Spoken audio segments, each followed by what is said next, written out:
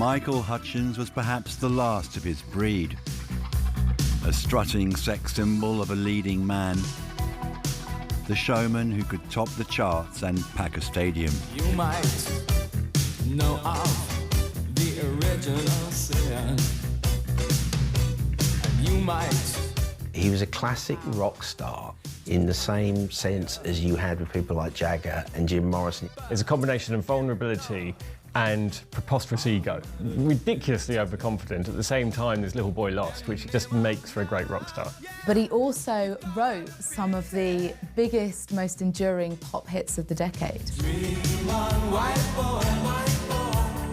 Dream on, black girl, then wake up to a brand new day. To find your dreams are washed away. It all began for Hutchence in the suburbs of Sydney. He played in garage bands with his fellow high school students, and through the 1970s, Hutchence and his friends learned their craft. Small gigs soon followed under a variety of band names: Dr. Dolphin, the Farris Brothers, and the Vegetables. Finally, in 1979, they became In Excess.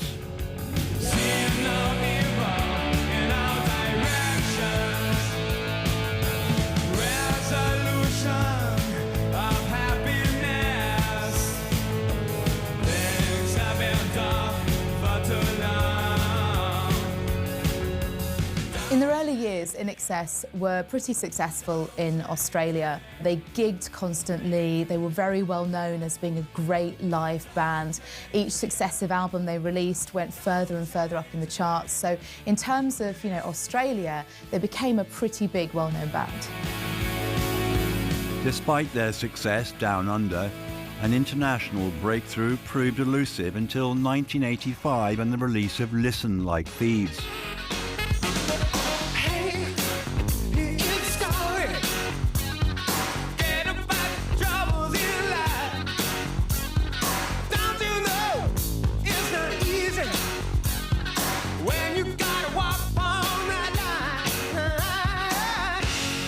It was the band's fifth studio album, but their first to break into the American charts, where it peaked at number 11. But greater success was to come, following the release of Kick in 1987.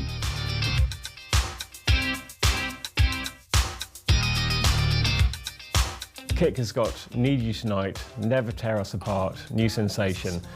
Came out in 1987, this is the height of the MTV era, and these are brilliant songs. They move away from the kind of more straightforward rock and they enter into this kind of slinky funk.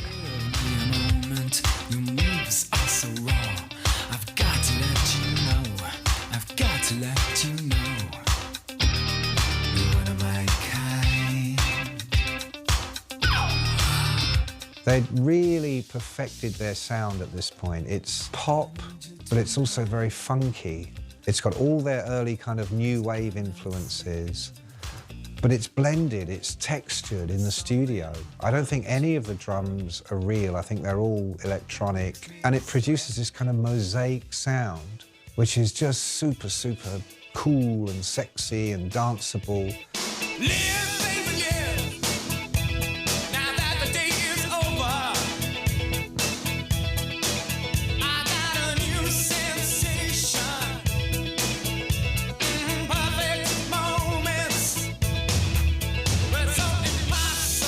It was shiny, sophisticated pop rock, but it still had a few raw edges in there, a lot of which was to do with Hutchence.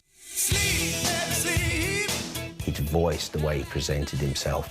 It was perfect music for the MTV generation as well. This was video music. He looked great in the videos. He sold that album.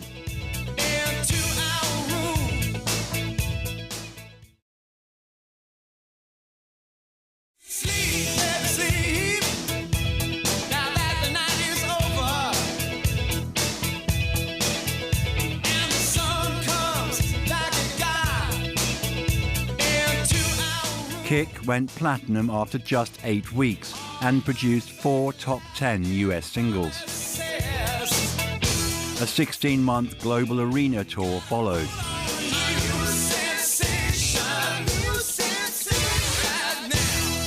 In Excess was now one of the biggest bands in the world, and its leading man was a superstar. He had this kind of raw sexual energy that just attracted people to him. He was macho while having a touch of femininity, which is a very appealing thing for a rock star. But also, he really had a great voice. He had a kind of purr. And whatever the message and mood of the song was, he could convey it in his singing style.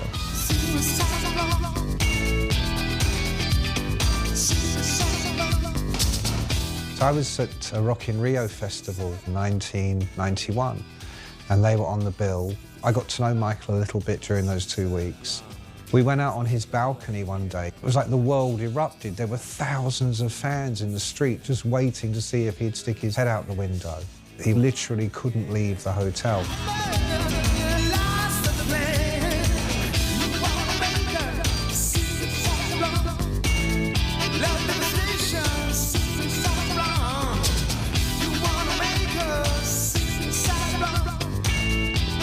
Unsurprisingly, the young sex symbol soon had a string of celebrity girlfriends.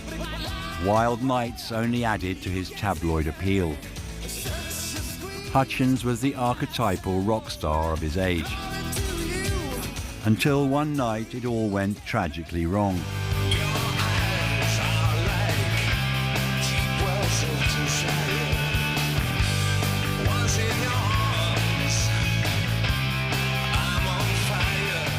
It was August 1992. Hutchence was dating the Danish supermodel Helena Christensen, and the couple were out in her hometown of Copenhagen. They'd been to a bar, had too much to drink, shock horror, but they're walking back to their hotel, and Michael gets into a flap with a taxi driver. Michael won't get out of his way in the street. Anyway, the taxi driver, not surprisingly, got annoyed with him and knocked him out. And he hit his head on the pavement really badly. For being drunk and being with his girlfriend, he didn't go straight to hospital. And that was probably a big mistake. It was several days before Hutchence went to a doctor. He discovered he had fractured his skull. He would spend weeks in a Danish hospital. The bones mended, but not all the damage was healed. After the fight, Hutchence just wasn't the same. He lost most of his sense of taste and of smell. And also people around him said that he changed, his personality changed, that he was a lot more aggressive, that he was a lot more depressed, that he would be prone to just breaking down in tears. It became really obvious that Michael Hutchence was a different man after the accident. It was during the recording of an album called Full Moon Dirty Hearts in 1993 that he attacked the bassist. I think one of them said, at one stage, Michael threatened to kill every single one of us. Now, that wasn't the Michael Hutchence that used to glide around the stage and charm the pants off everybody. This now was a guy in big trouble. Beautiful girl, stay with me. By the mid-90s, the heyday of In Excess was gone. They never again matched the triumph of Kick. Between 1990 and 1997, they released 4 new albums, but each was less successful than the last. I think their music had been perfect for towards the end of the 1980s. It fitted that last half of the decade. And although they'd never, by any stretch of the imagination, been a critic's darling, they'd still sold enormous amounts of records. And then tastes changed, fashions changed. Obviously, the music that was being played on MTV had changed significantly and changed very quickly. And all of a sudden, In Excess was seen as a little bit old and a little bit passé. Look at all that shines. Baby's down the world and she knows it. They were churning out pop hits, which were huge, but I think Michael was concerned that they weren't cool anymore. And he wanted to write music that was a bit more introspective, that had a bit more depth to it, whereas the rest of the band were quite happy just being great big pop stars. And so I think the music later in Excess's career struggled to really find what it was, as it kind of flipped between these two differing viewpoints. Life,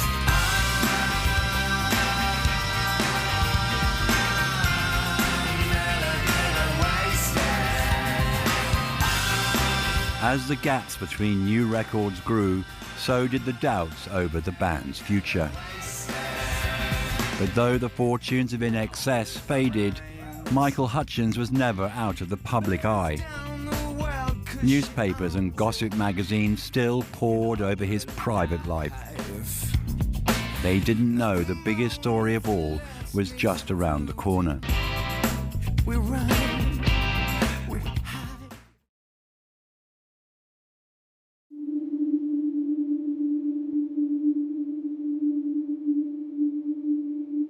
The Ritz-Carlton was a popular haunt for celebrities.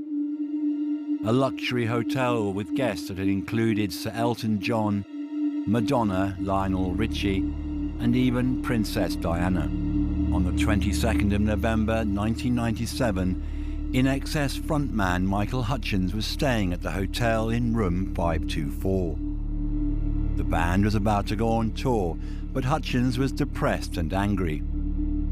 A former girlfriend of Hutchence had a call from the singer. He was upset and asked to see her. When she got to his hotel room shortly afterwards, nobody answered. She left. An hour later, a maid came to clean room 524. It was then that the body was found. It was concluded that it was suicide, that he'd hanged himself using his belt on his door. There was a lot of stuff about, well, he didn't leave a suicide note. Not all suicides leave notes. Some people just check out. At the time, there were all sorts of rumours swirling around that it was autoerotic asphyxiation, that it had been a kind of sex game he'd indulged in that had somehow gone wrong. That was discredited, although for a long time that rumour hung over Hutchence's death. It turned out that he simply took his own life. The coroner reported that there were traces of cocaine, alcohol and Prozac in his bloodstream. By now, Hutchence was complaining a lot about feeling depressed. He seemed to be having problems with drugs and alcohol, all of which eventually contributed towards his death. And they could never tear us apart. In the mid-90s, Hutchence had begun an affair with English TV host Paula Yates. She was married at the time to the Boomtown Rat singer Bob Geldof, and the affair was soon made public by the press. Geldof and Yates separated, but a bitter custody dispute over their children followed. When Yates gave birth to Hutchence's daughter in July 1996, the In Excess singer was drawn into the feud. On the morning Hutchence died, he had just been told Yates and their daughter could not join him in Australia as planned. Two worlds collided, and they could never, ever tear us apart. Ahead of his death, Michael Hutchence was really pushing forward with not only his solo career, but also his acting career. He'd been having meetings in LA with various directors. He'd started recording this solo album in 1995. And so I think there was a sense that he was breaking free of the band that had made him famous, but he was very much embracing this new career. And also, he'd fallen into this really unfortunate sort of tabloid celebrity situation with Paula Yates, who's going through her own problems. Everything is getting very, very complicated and very, very messy. And Michael Hutchence is no longer this incredibly glamorous, exciting guy from the 80s. He's now this kind of haunted figure. What is he doing, messing with Bob Geldof's wife? Who can remember the last hit record he had? That's kind of where we're at in the 90s. Devil inside, the devil inside. Every single one of us, the devil inside, devil inside, devil inside. Every single one of us, the devil inside. Hutchence had been in Sydney for the homecoming leg of In Excess's 20-year anniversary world tour. Although the band was no longer the all-conquering behemoth of the late 80s, they still had a dedicated following. The outpouring of grief after Hutchence's death was immediate. Bono and U2 did tributes. Simon Le Bon did a tribute from Duran Duran. And it was a great sadness. I think it was a feeling that it could have been avoided. Kylie Minogue paid tribute to him by recording a song for him. Australia as a country was in mourning for him. He's one of the biggest rock stars that the country had ever produced, and you know, to lose him at just the age of 37 seemed very unfair and very shocking.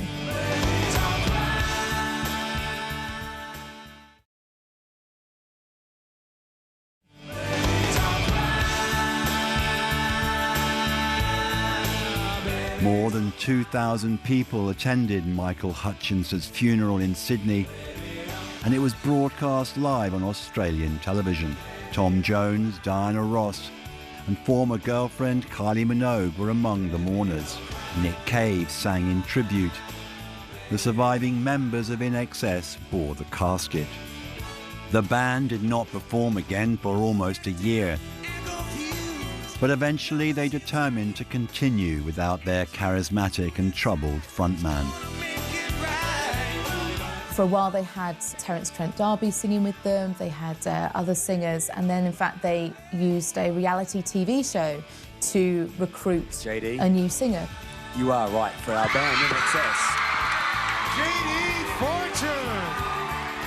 The band then, you know, continued to tour as INXS. They did make another album. It ain't pretty. I've done the show. It ain't pretty when the pretty leaves you with no place to go. And the album, when it came out in 2005, was a decent hit in Australia, New Zealand, Canada. They belonged to a certain period in time, a certain place in time. And Hutchence was always the face of INXS. And I think without him, the whole thing didn't work anymore. In October 1999, one last Michael Hutchence record was released. His self-titled solo album, written and recorded in the 2 years leading up to his death. The tracks reveal a more vulnerable side to Hutchence. Life in the junkyard's hard. They speak of his anger, sadness and desperation in those final months. When you lose the next spin. It is the closest thing he left to a suicide note. But it is not how most choose to remember Michael Hutchence. The tragedy of his death cannot overshadow what he was in life.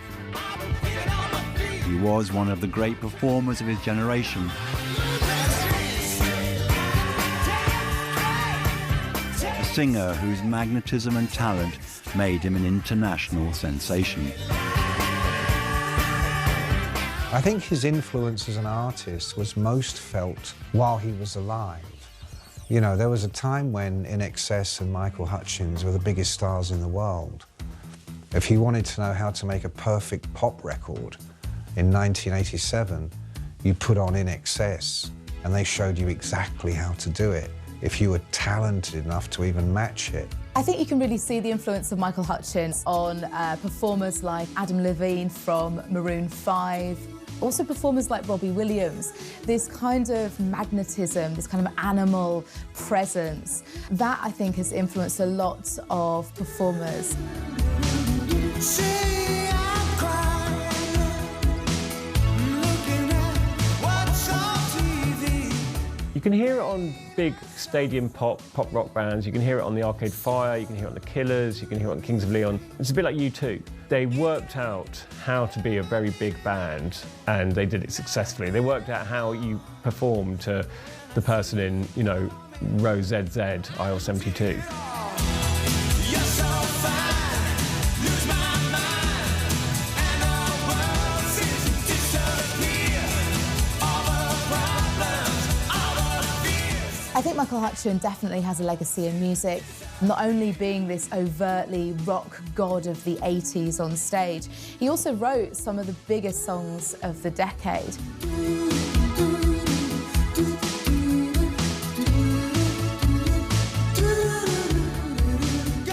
Paula Yates once described Michael Hutchence as the ultimate pop star because he was born a pop star. That boy was born on a stage somewhere with thousands of cheering girls fainting at his feet and with a talent to write great songs and sing them and put them over that was uniquely his. It didn't last, it couldn't. But that's life, that's rock music. And Michael Hutchence was a rock star.